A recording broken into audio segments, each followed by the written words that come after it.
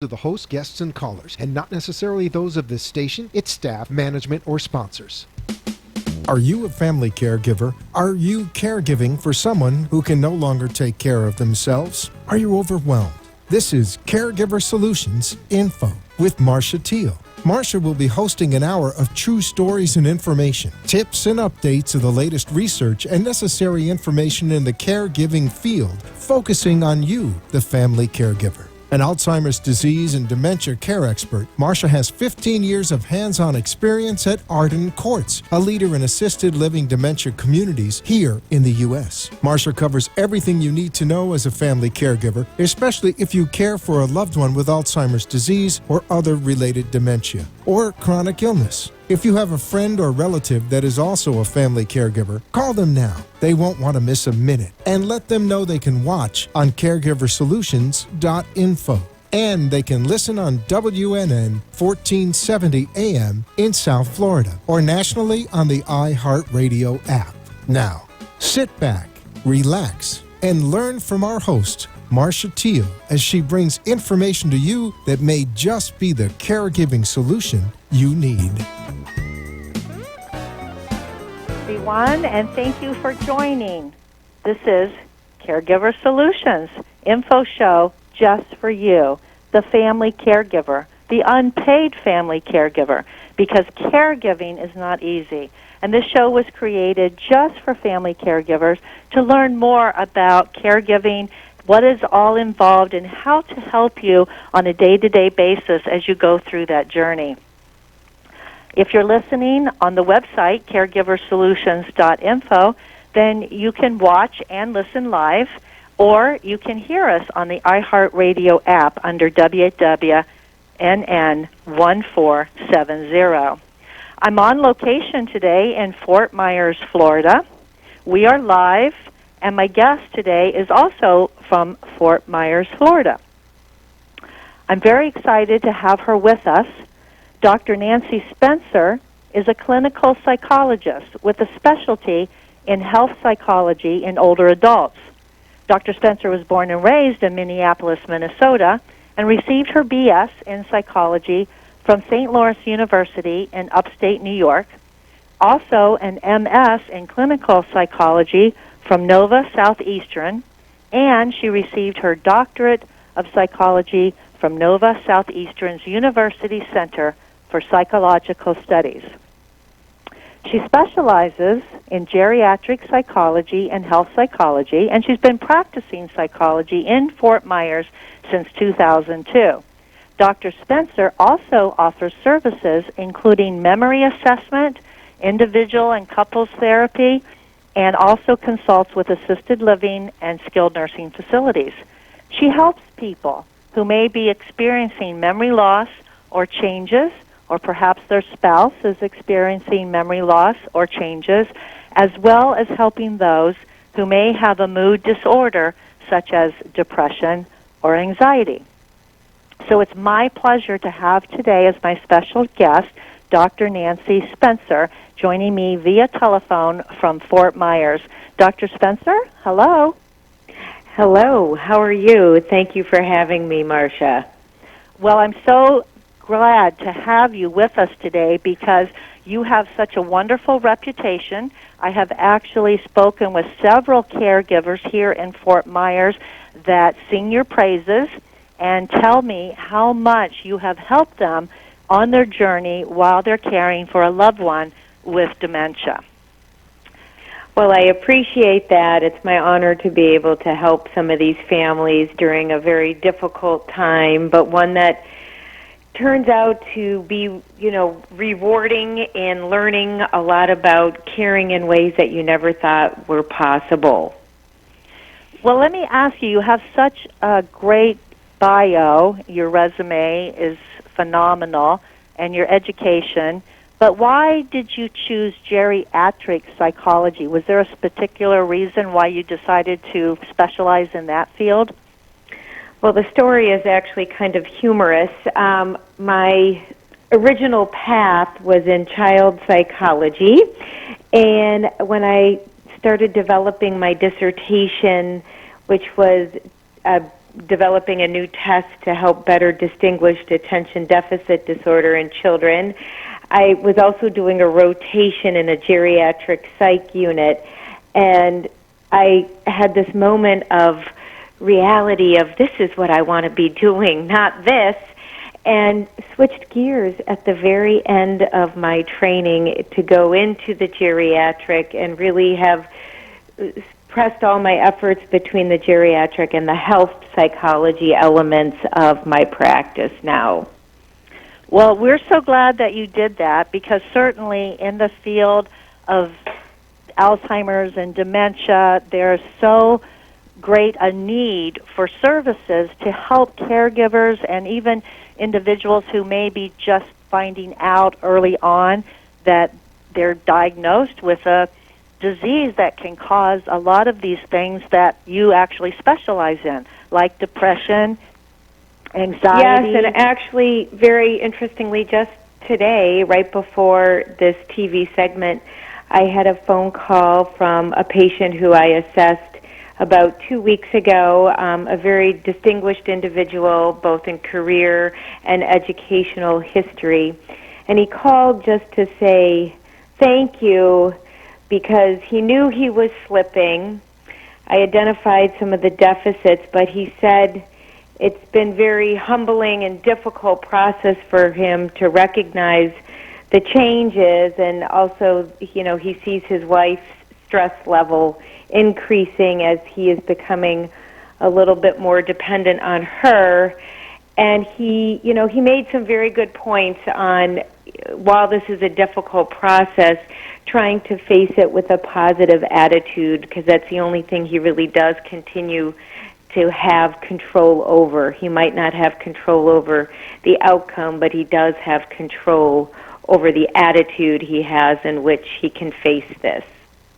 Absolutely, but that must be so hard for people to get that news and accept it, and where do they go with it, and how do they manage it? And I can see where anxiety and depression is huge, not only in the person being diagnosed, but also in maybe their spouse or their primary caregiver. Absolutely. Depression is a real illness in caregivers and those people diagnosed with dementia. But, one of the things that I really like to stress is that caregiver depression is not a sign of weakness. In fact, up to 20% of caregivers do suffer from depression. And even as high as rates as 60% show some form of clinical sign. Caregiving doesn't cause depression, but when you see changes, both emotional or physical, it can cause strain in even a very capable person. So there are resources for caregivers and, of course, people with dementia to get treatment for depression, but it's very important to talk about it and recognize those signs. So what are some of the things that a person who feels depressed can do besides maybe coming and talking about it?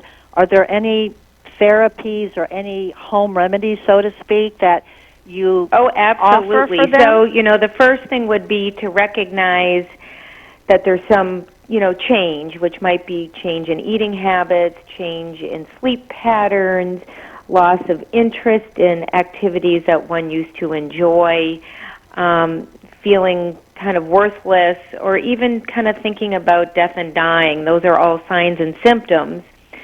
But then in addition to counseling, there's, of course, medication treatment, which I find a lot of my caregivers do benefit from, because it's something that fits into their schedule. They're already maxed out with their caregiving things.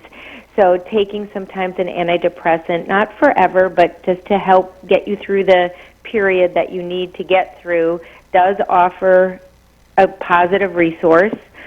Some other things people can do might be to set realistic goals and assume, a reasonable amount of responsibility. Sometimes caregivers tend to shoot for the moon, which is always very admirable, but when they can't do it all because of the stress, or just a lack of time, you fall short.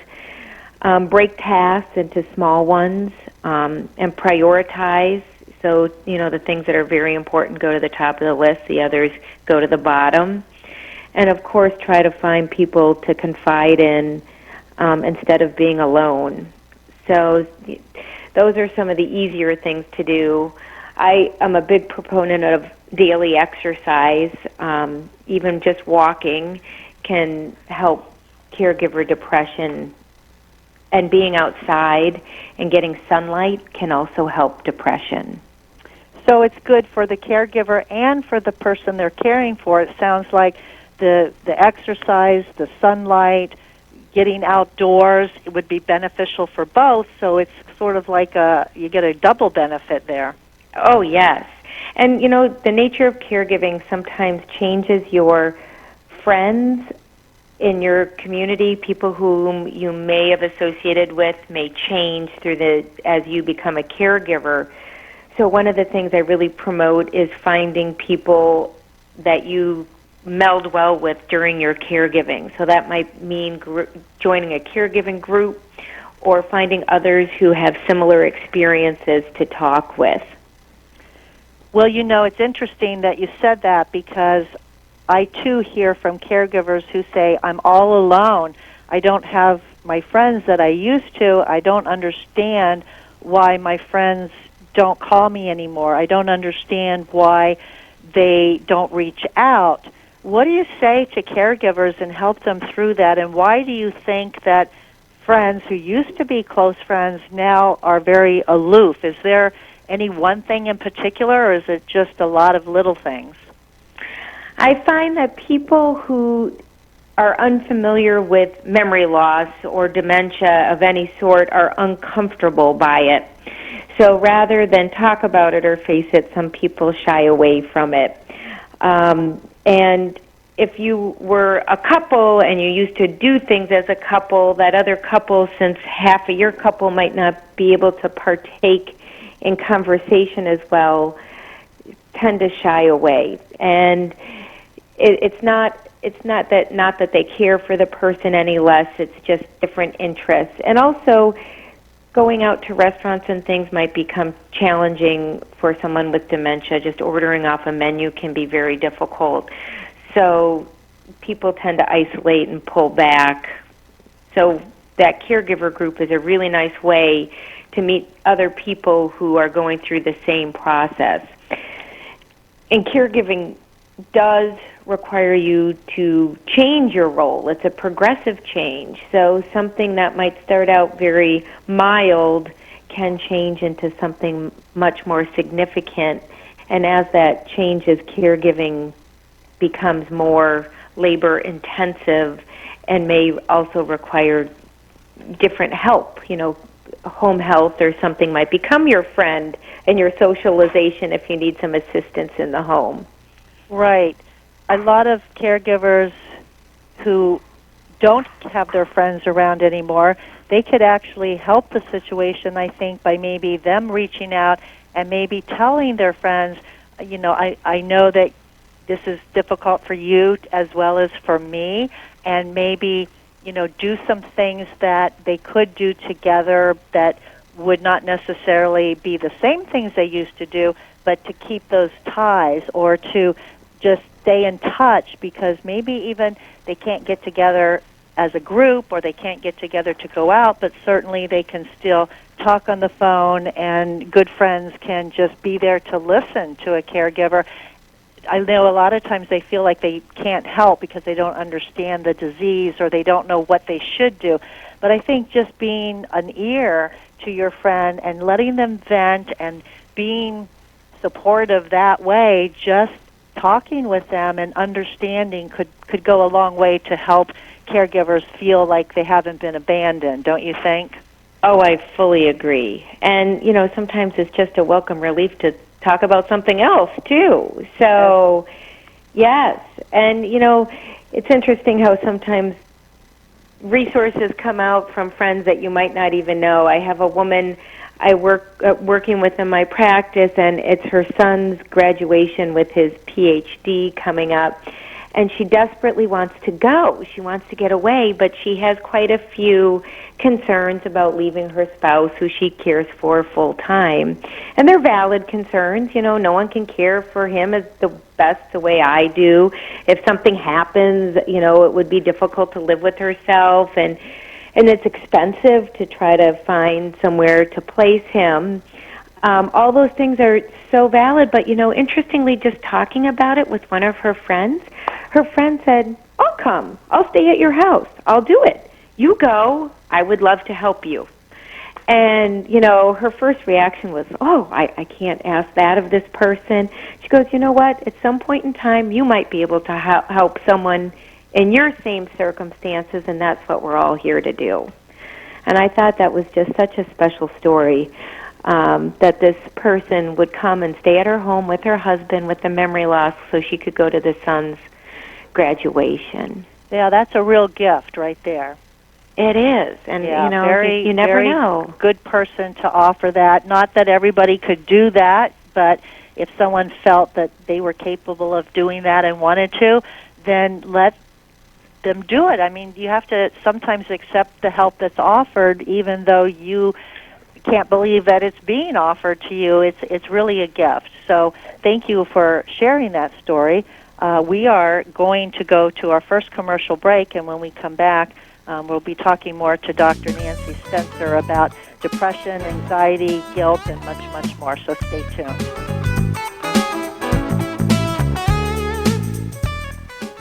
Arden Courts is not just a place to live. It's a place to call home. Residential living combined with quality caregiving. This is the philosophy behind Arden Courts. Communities created exclusively for individuals with Alzheimer's disease and related dementia who would benefit from a safe and structured environment.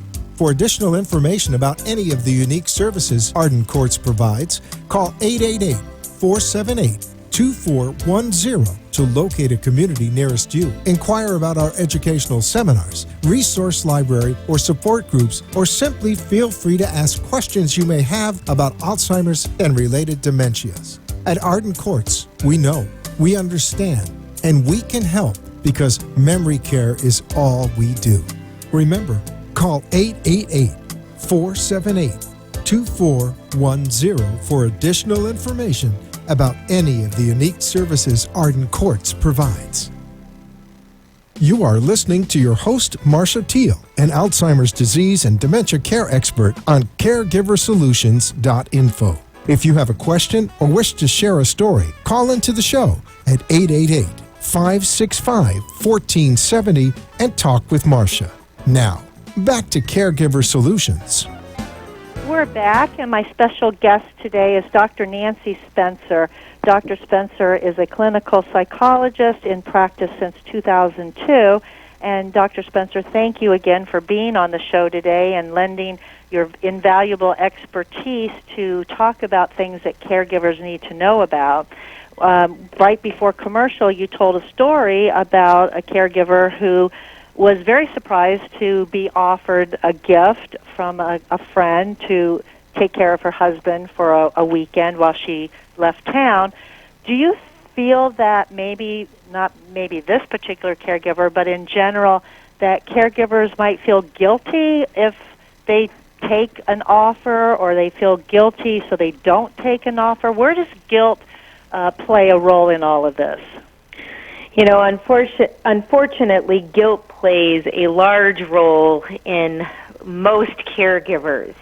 Most caregivers always feel like they can't do enough to help the person that they love so much through the illness. They feel like if they do something for themselves, that somehow that takes away from the time with their person that they're trying to care for. And it is a real thing that can cause depression and anxiety in caregivers. And that's one of the reasons why I think it's so important for caregivers to find resources to talk about it with and go to some of these caregiver support groups, because you'll find other people who have the exact same emotions and the guilt. And sometimes when you talk about it, you realize really there's nothing to feel guilty about, that they're doing the best job that they possibly can. And it's okay to take time for the caregiver, because if not, the caregiver's health is going to decline, and then there'll be no one to take care of the person that they're caring for. Well, that's a very valid point, because there are statistics that are out there from the Alzheimer's Association and other organizations that say over 60% of caregivers actually, go down before the person they're caring for, compared to other people who are not in that type of situation. And I will tell you, I have unfortunately more than once had to go to a hospital and sit by a caregiver's side to sign paperwork for their spouse to come to Arden Courts for a respite, because they ended up in the hospital and there's no one to take care of their loved one, because they maybe didn't get the help that they needed, or didn't take advantage of the offers of help from friends, or didn't, take that trip and get rid of some of that stress. So it's so important. I agree, Marcia. I've seen it too, which also brings up, respite care, or even daycare, any kind of care that, even if it's a respite care, you can, place your loved one somewhere for a few days just to get sleep. That's the biggest thing I find, that once caregivers get lack of sleep, that's really when health problems start compounding. And sometimes you just need a few nights of rest to refuel the engines. Well, sleep is very important. You need good restorative sleep, not sleep where you're listening with one ear or trying to sleep with one eye open to see if your loved one is getting up at night and going into the kitchen and going to get themselves into trouble. That's not real sleep. And so many caregivers attempt to do that, and it just compounds the problem, I think. I agree, and and what happens too is sometimes our minds get the better of us, and we wind up alarming ourselves unnecessarily, which then creates all those stress hormones in the body. So it's very important to try to avoid caregiver burnout by making time for the caregiver, and also adjusting your expectations. There's only so many hours in the day, and typically care, as the person, worsens in symptoms, takes more and more of the caregiver's time away. So you have to continually adjust your expectations for yourself and your loved one. Well, that's easier said than done, I'm sure, to do that, especially for people that are maybe type A personalities that say, I can do it all, I always have, I always will, I don't need help. They actually become a martyr in their caregiving efforts, but that doesn't really help anybody. Correct. And, you're absolutely right. I hear it so frequently that, I'm the only one that my caregiver, the person I'm caring for relies on. I'm the only one he or she feels comfortable with. I have to do it all myself. And one of the very important things I try to work with people on is introducing another person, group, or party early, so that you're not the only person that the dementia patient relies on. And there is that comfort level so that if you need the break, it's much easier to get. Well, I think of a lifeline when I think of a caregiver who says, I can't even go to the bathroom in private because my spouse or my mother or whoever they're caring for follows them everywhere they go, that they have not 1 minute of privacy. And I said to them, that's because you're their lifeline. You're the only one that right now they're receiving what they need. You are the ones that provide the food, and you provide the comfort, and you provide the care. But if you throw out other lifelines where your loved one can attach themselves to, then it makes your job a little bit easier, because they feel that they have other options, like you said. And it's very interesting that if a caregiver would take that advice, they might be very surprised that their loved one will connect with somebody else, and then they're not the only target. They don't have that big bullseye on their chest where everything gets directed to that one caregiver, the good, the bad, and the ugly, because we find it here all the time where people come in for respite care. The loved one is here. The caregiver needs to take a break, like you say, need to have some respite. They maybe come for a week of respite care. And once the new resident, realizes I'm safe, I get what I need, and people are nice to me, then they start sharing and giving parts of themselves to the other people in the community, whether it be our caregivers or other residents or other family members that might be here, because that's just what they need. They need to know that, and once you give them that opportunity, it's amazing how their world of lifelines, so to speak, becomes enlarged. I really like your lifeline analogy. I call it my tool belt. The more tools you have in your tool belt, the better you're going to be able to solve the problem. And you're right. And what I always find interesting is once you do introduce someone to another resource, it might not go perfectly the first time, but if you're willing to try it a second time, almost always it goes smoothly. So I always tell the caregivers, I think it's your anxiety about letting go more so than the person you're caring for's anxiety about going. So let's address your anxiety first and see if we can offer that lifeline to you.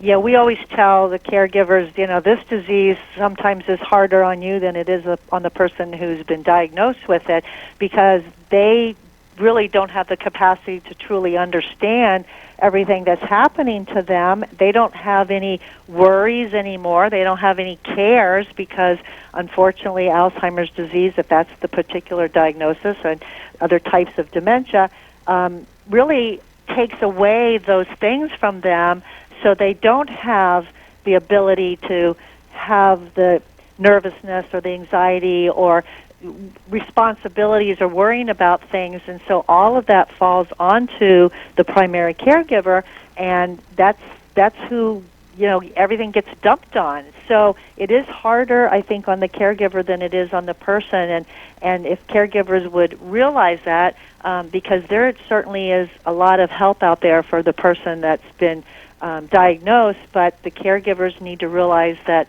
there's a lot of help for them too, and they just have to avail themselves of it, like you suggested.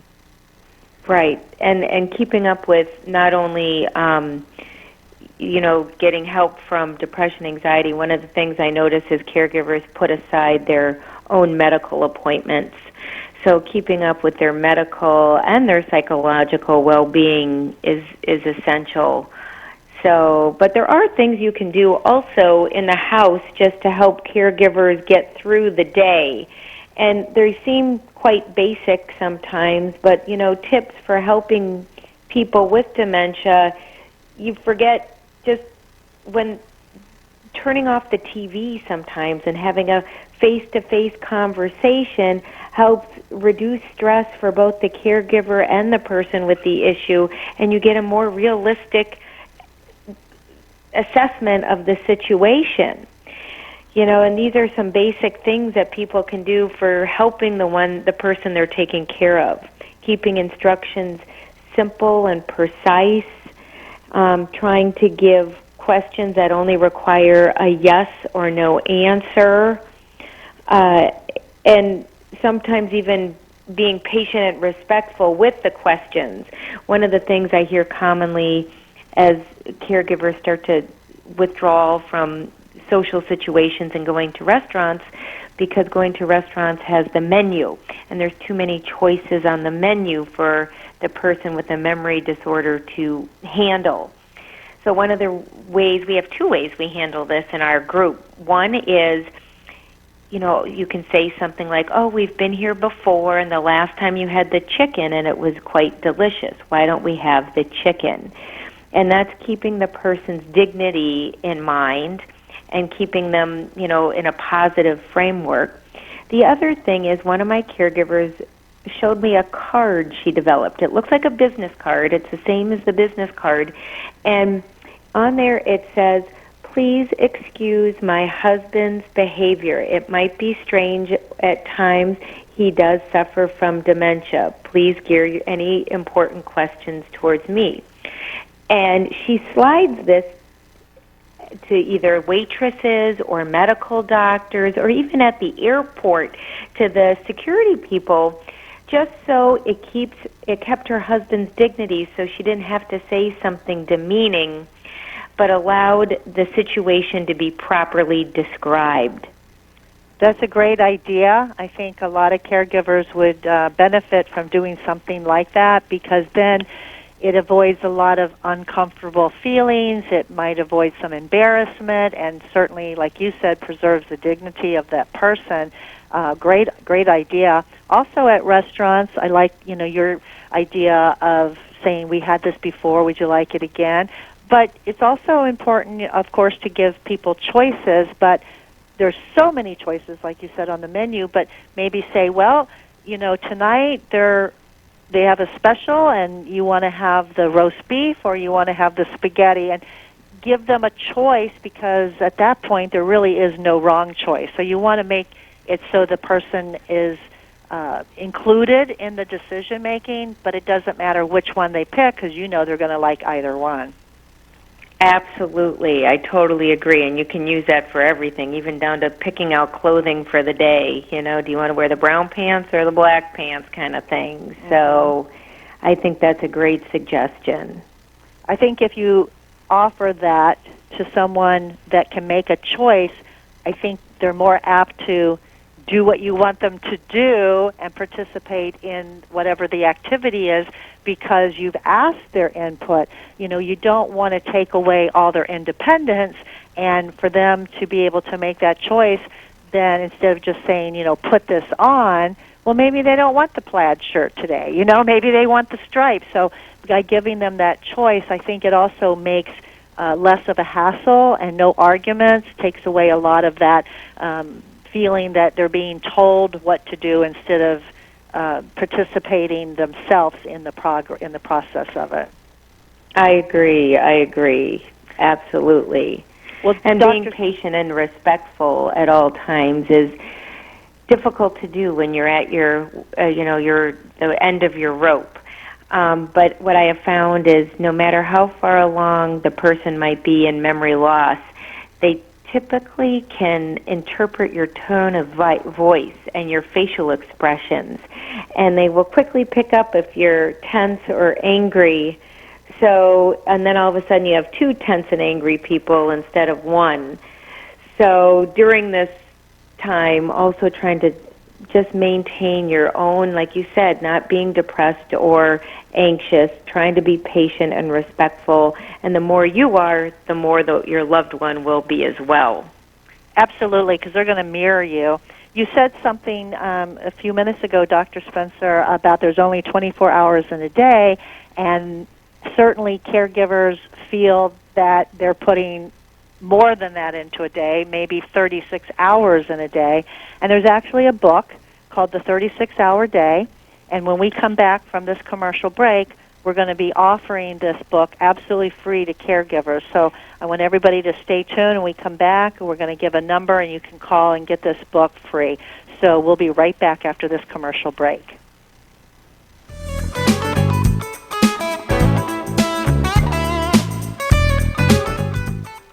Arden Courts is not just a place to live, it's a place to call home.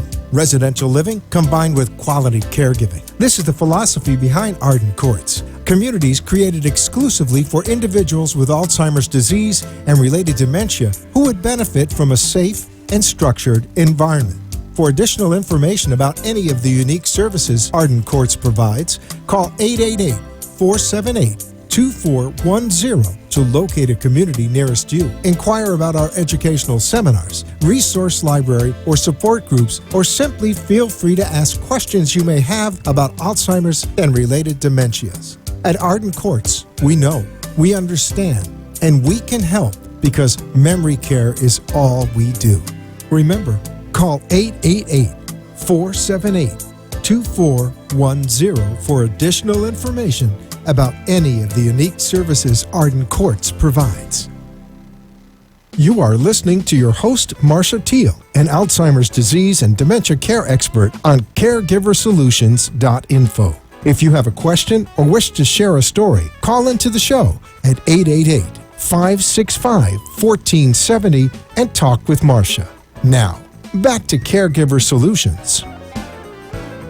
We're back, and we're talking to Dr. Nancy Spencer. Dr. Spencer is a clinical psychologist since 2002 and helping us discuss things that caregivers really need to know and be aware of to help them in their caregiving efforts. But right now, I'd like to take this opportunity to thank our national sponsor for the program, and that would be Arden Courts Memory Care Community. Arden Courts actually has 10 communities here in the state of Florida and many others throughout the United States. And one of the things that Arden Courts does best is taking care of people with all kinds of dementia and helping their caregivers understand the process and as things change, being there for those caregivers. Arden Courts would like to offer to you, if you're listening to this show or watching this program today, a free book. It's called the 36-Hour Day book. The book is written many years ago, and it's been updated about 5 times to keep up to date with all the new and latest information regarding Alzheimer's disease and other dementias. It is full of tips for caregivers. It addresses the different challenges that caregivers encounter, and it's aptly named the 36-Hour Day because certainly that's what it feels like for a caregiver. The book is free for you for watching and listening to this program. All you have to do is call the toll-free number, tell them that you've heard about the offer on the Caregiver Solution Info Show, and they'll be happy to get your name and address and mail the book directly to you. That number is 888-478-2410. Again, call 888-478-2410 and get your free book, The 36-Hour Day. I highly recommend it. It's a great resource to have if you just want to look something up. You don't have to read it from cover to cover. You can pick and choose topics that apply to your caregiving situation. So call them today and get that book. So Dr. Spencer, we're talking about depression, anxiety, things that we can do in the home to make our caregiving efforts a little bit easier with our loved one, to make the day go by a little bit better. And so loved ones are in the home, of course, and there comes a point in time as the disease progresses, because we know that Alzheimer's is a progressive disease, and as people age, they change. As the disease progresses, the people's the mental status and their cognitive status changes. There's a lot of changes going on, and we don't know, nobody knows how fast or how slow those changes are going to occur. So that being said, when someone is at home and perhaps they have a caregiver who decides that maybe I need some help, so I'm going to start with home health, and I'm going to get someone into the home to help me or give me a little break once in a while, or to help give my loved one a shower because I can't do it. They start out in that regard. 2 things regarding this question. Number one, what happens when the person with the dementia rejects the help in the home? They say, I don't need help. I don't want that help. Get that person out of here. I don't want them here. How would you tell a caregiver how to handle that situation? We actually have a couple of different suggestions to handle that situation. The first would be not to overtly state that that person is there to care specifically for the memory disordered person. In other words, sometimes we use what I call a therapeutic untruth or a therapeutic lie, because you are saying something that's kind of true but not to help the person that has dementia. So sometimes we phrase it as, this person is here to help me, the caregiver. and this person's here to help me with the laundry and making the beds and keeping things up because so much of my time is taking care of you. I've had to hire someone to take care of me. And sometimes that does help to get someone in the door. The other thing is using the word companion, not care, not home care worker, often has a more positive connotation for help. This person is coming to play cards and do some activities with you, more of a friend than a caregiver. And the last thing we do is, if you try once and you don't succeed, try again. The old tried and true. Yep, and sometimes it's just finding the right match for someone to come to the house. So those things we find typically do help. Well, I like the ideas that you have.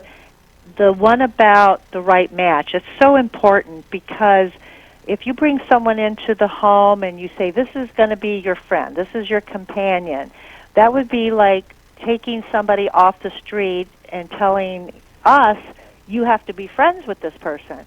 Well, you know how well that would go over. We don't know anything about the person. We don't know their interests. We don't know their background. We have nothing in common. And we wouldn't want that if someone told us that this is going to be your friend, you have to make friends. Same thing. Well, and sometimes I think it's a little different than that, though. If someone comes in and the person does have some memory changes, they might not be totally aware and able to state if they're a friend or not, but it's someone who has a common interest that has come in to offer help. So, if the person can come in and somehow connect, I have a woman who's younger with early onset, and the husband has a variety of different people, and they go get their nails together, and she is happy to go with anyone shopping and get her nails just to have someone to go with, even though they are really just paid caregivers, but her memory loss is significant enough where she's not aware of really who her friends are and who they are not. So it works. Right. And that works because they're doing something together, and that's that connection, the bond, at least, being there for the person that we're going to have fun together, we're going to do something together. I think you get that connection going. They're not just there sitting there watching them and keeping them safe and not engaging, but the engagement part is really a wonderful thing when the sparks fly, Right. And, there's a whole large continuum of caregivers or paid home care workers who will do different things for different reasons, and, finding a good one and a good match is really important. Right. So caregivers should not feel bad if they reject the first few that they might interview, because it might take several times to make your loved one feel comfortable or like somebody in particular. So I always tell them, like you said, try again, but try again maybe with other people, not always maybe Correct. With the same person. Yes. But don't feel bad. They're going to take a read off the caregivers. If the caregiver is comfortable around the person, there's a more likeliness that the person with memory loss will feel comfortable. So you have that positive attitude kind of scenario again, where if the caregiver has hired someone and they're kind of uncomfortable bringing someone into the home, well, the person with memory loss is going to see that at some level and also feel uncomfortable. Right, and a smile goes a long way. So you want to smile because a friendly face is your first foot in the door, I say. Absolutely. And I have to go back to something that you said earlier. The 36-hour day, the book, is something I find a great resource for caregivers. I almost use it like a reference novel. If you have a symptom, you can actually find it in that book, and they usually do an excellent job of explaining it and how to compensate for the problem that is occurring. So I think that's great that that's available to people listening to this show. Thank you. Yeah, we have a lot of people that call in and then tell us, wow, this is really great. I really needed that. One more question about in the home when home care isn't enough. And because, it is something where a lot of caregivers will start with a couple hours a day, maybe increase it to several hours a week. But there comes a point in time when home care might not be enough for the person with dementia or for the caregiver who oversees everything also, because even though you have help, you're still a caregiver and you're still making all the decisions and doing, all the other work. How and when does a caregiver, a family caregiver, decide when it's time to transition from home to more of a community setting, like in a memory care community? How do they know when to do that? That is a wonderful question, and a question that comes up to me every week of work, and one that I don't have a perfect answer for. However, there are a number of things to determine when transitioning care from home to maybe an Alzheimer's assisted living like Arden Courts, or another type of, memory care facility. One is getting the advice of a professional like myself. We use neuropsychological tests and evaluations to get actual data, black and white numbers, that help us to tell the caregivers these numbers are equatable to someone who would be in an Alzheimer's assisted living.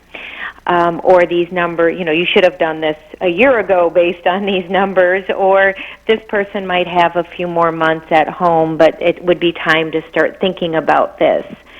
So that's for me, one of the most important ways is just getting a clear-cut, objective point of view. And when you're in it, you don't often see it. So having an objective person come in and say, it's time. Sometimes primary care doctors are very good at being able to identify when it's time to transition to care as well. So if you have a good doctor, that's another resource. And then, of course, there are a number of symptoms of caregiver burnout and fatigue. I currently have a few caregiver groups going on, and one of the things that I always look for in my group are development of cardiac issues, hypertension, high cholesterol, chest pains, frequent ER trips, and these are all for the caregiver. Changes in sleep, a lot, really bad irritability, that quick to anger. Some of those things can be what I call the warning lights, the red light on your dashboard that's telling you to get help. And those are frequently times where it is very important to consider a facility because one person can't do it all. And in a facility, you have a team of people doing what you're doing by yourself. And those people also get breaks. They get to go home at the end of the day and they recover. So there are good places out there for dementia patients.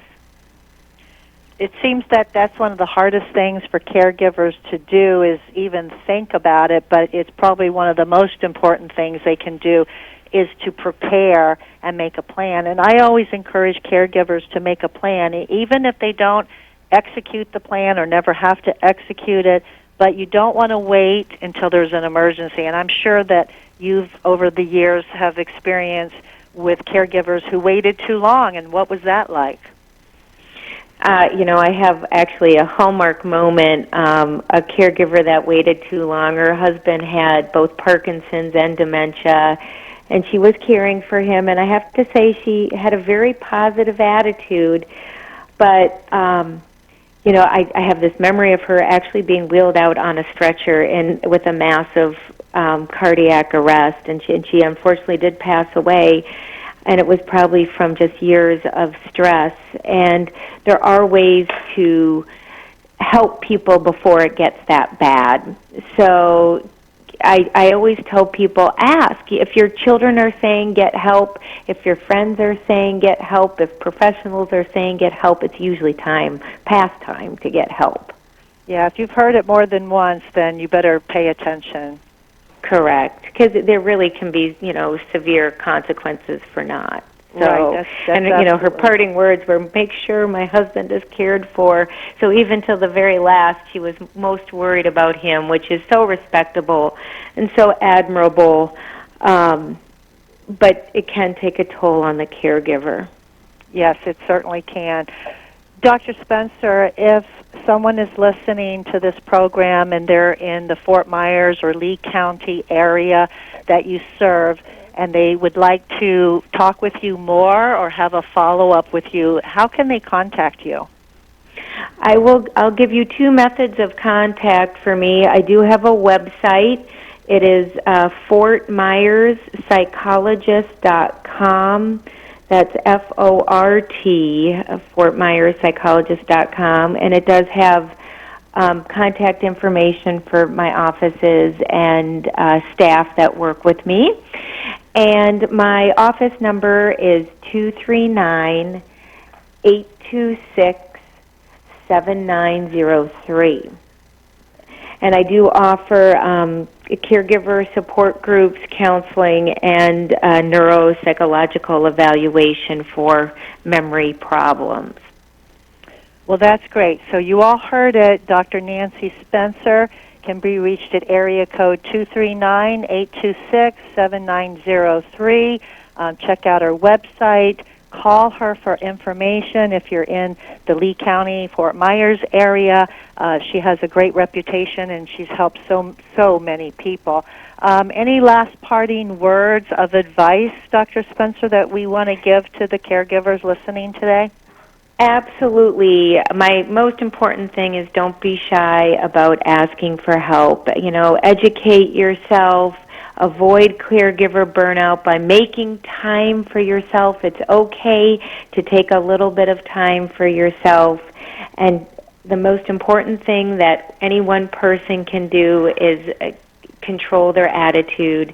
So try to find something positive about the day or to look forward to, because life is 10% what happens and 90% of how you view it. So I would really like that people take that time and have the as positive attitude as they can when dealing with such a difficult disease process.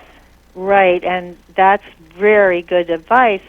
When you said positive attitude, it made me think about humor. How important is humor, and can people find humor in caregiving? Oh, absolutely. My caregiver support groups, we laugh not to make fun of, but people share some experiences that happen to them day to day in their home. And some of these experiences that caregivers go through can be embarrassing at times. But sometimes coming and sharing them in a group, everyone can they all have the same experience, so everyone can laugh. We always try to end group on a positive note. If someone has a joke or just something warm and fuzzy that happened during the week, that's how we always try to end. But humor is essential for battling stress hormones. So find something to laugh about, even if it's a funny TV program. Right, and people that have dementia can actually say something humorous, and again, you're laughing at them, but it's something that can be shared in a sensitive way, and it can be humorous, and humor's going to get you through the day. If you don't laugh, you're going to cry. Well stated. Well stated. Well stated. Well, I want to thank you for being on this program today. It's been a pleasure speaking with you, Dr. Spencer. I hope in the future maybe you'll come back on and talk with us again. Absolutely. Well, thank you very much for having me. It's been my pleasure, and if I can be of further assistance to you or anyone, please don't hesitate to reach out. Wonderful. So Everyone, that's Dr. Nancy Spencer, clinical psychologist in the Fort Myers area. She can be reached at area code 239-826-7903. So reach out. If you're not in her area, reach out to another clinical psychologist in your area that deals with geriatric psychology, especially with caregivers who are experiencing problems with loved ones who have memory loss or changes, and get that help, because it's important to take that first step, get the right help that you need, because it makes all the difference on the journey. And don't forget to call in to Arden Court's Memory Care Community for the free book called The 36-Hour Day. That number again is 888-478-2410. Call them, tell them that you heard about this free offer, and they'll make sure they get the information from you and mail it directly to you. You'll be really glad that you did. It's important to take advantage of all the resources and go to those support groups and talk to as many people as you can to get that help. And in the meantime, we'll be back next week, same time, same place. Until then, give somebody a hug, because they need it, and so do you. So we'll see you next time. Take care, and bye for now.